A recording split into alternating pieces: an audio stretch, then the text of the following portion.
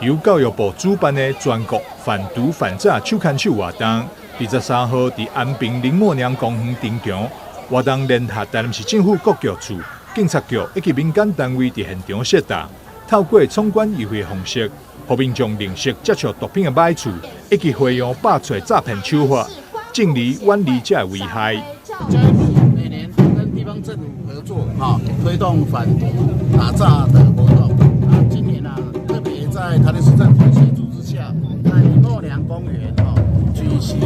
全国反毒打诈的这个行动，以健走的方式唤起国人对于防堵诈骗集团、打击犯罪、防范毒品入校园这样的宣示。那台南市政府王委长市长也有很多的协助，包含在公园周边做清理、消毒，现在里面的宣示跟情报们，我们希望全国一起来，一起手牵手辛苦一起走，让反毒打诈这个工作永续推行下去。为了让活动更加趣味，让更多民众愿意参加，主办单位嘛邀请真侪学校团体来现场表演，同时也规划3公里的健行，沿途安排反毒反诈趣味闯关。活动总共吸引2000多人到场登录反毒诈。记者张世维采访报道。